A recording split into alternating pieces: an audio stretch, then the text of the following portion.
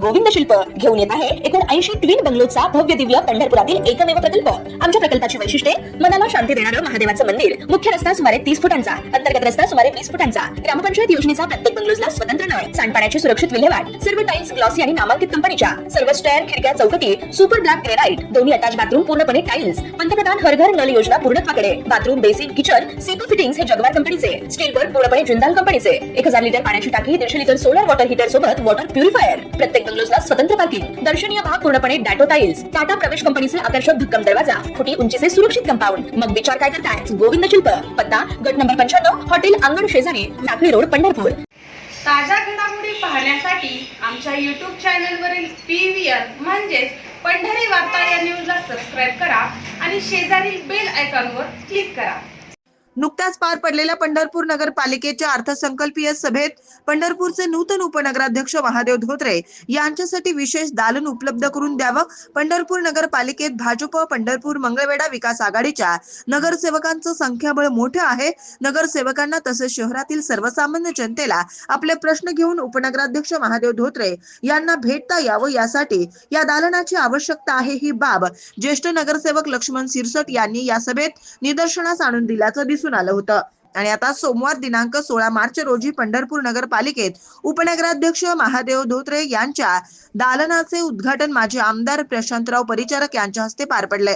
यावेळी भाजप पंढरपूर मंगळवेढा विकास आघाडीचे गटनेते भागवत बडवे यांच्यासह या आघाडीचे सर्व नगरसेवक, नगरसेविका, भाजपचे विविध पदाधिकारी, माजी नगरसेवक व परिचारक, समर्थक मोठ्या संख्येने उपस्थित होते।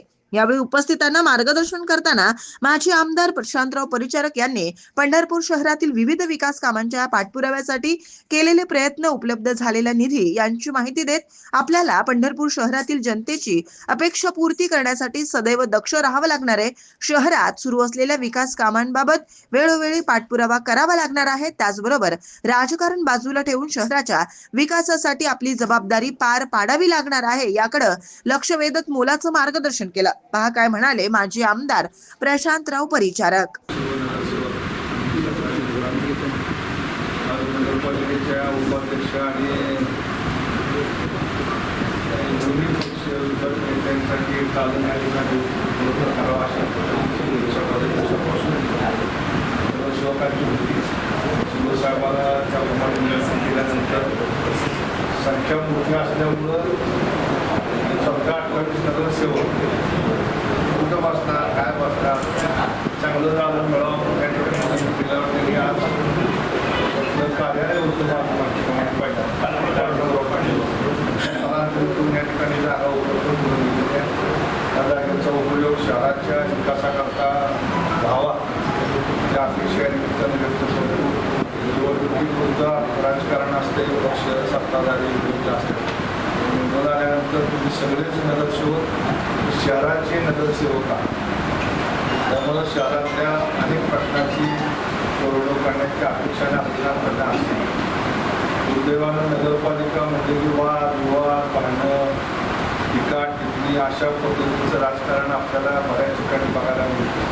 माझ्या निमित्तानं तुम्हाला विनंती राहील की संख्याबळ तुमचं जरी 28 लोकांचं असतं तरी आज एक सक्षम पद्धतीनं लोकप्रतिनिधी म्हणून तुम्ही या ठिकाणी काम करत असताना पंढरपुरातल्या नागरिकांना विश्वास वाटेल असं काम तुमच्या व्हावं या अपेक्षा निमित्तानं व्यक्त करतो।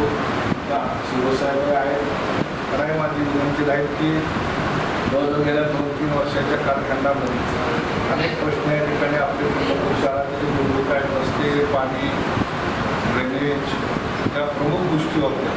त्याच्यामध्ये चांगल्या पद्धतीनं आदरणीय देवेंद्र फडणवीस साहेब, एकनाथ शिंदे साहेब यांनी मोठ्या प्रमाणात निधी दिला। त्यामुळे जवळजवळ 100-125 कोटी रुपयाची पाण्याची योजना त्या ठिकाणी आज प्रगतीपथावरती आहे।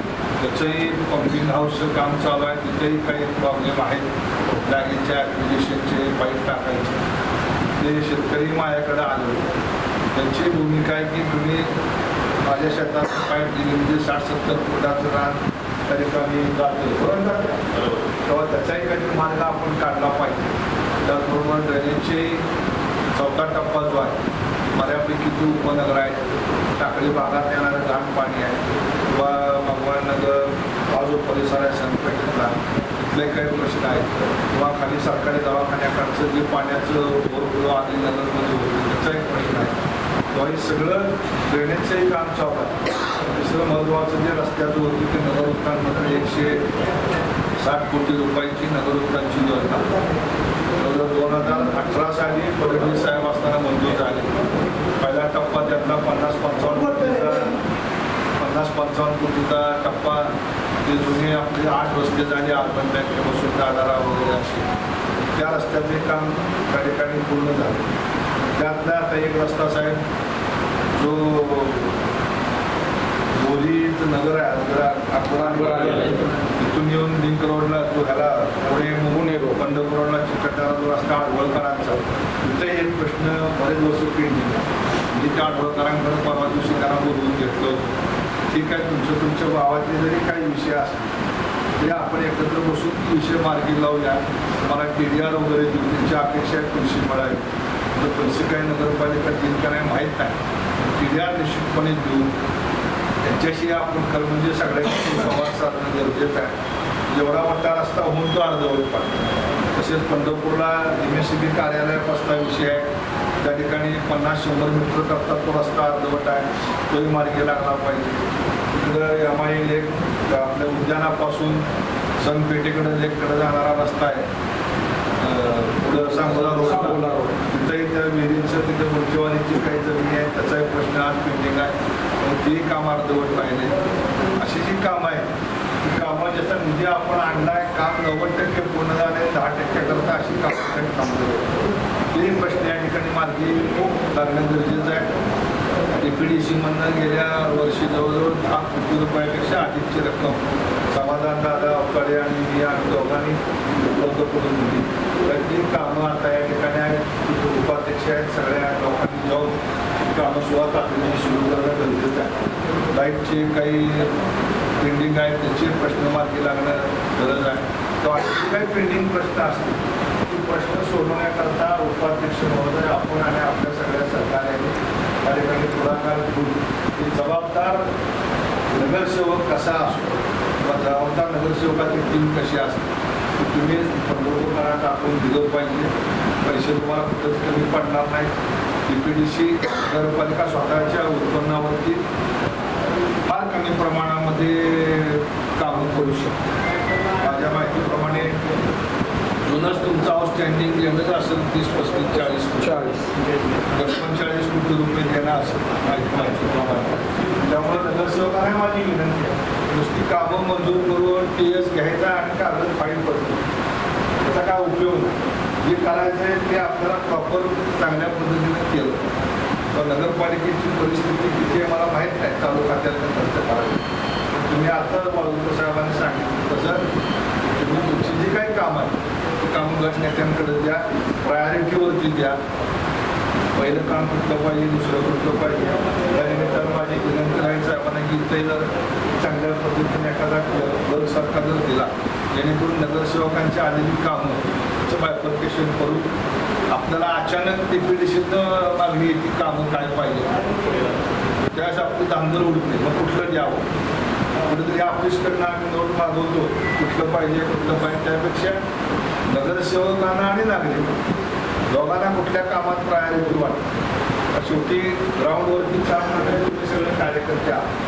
आम्ही ऑफिसमध्ये असतो साहेब ऑफिसमध्ये असतात तर गोष्ट काय आम्हाला कळते असेल पण कुठल्या तुमच्या प्रमाणामध्ये सगळ्यात गंभीर प्रश्न कुठला आहे तुम्हाला जास्त आमच्यापेक्षा.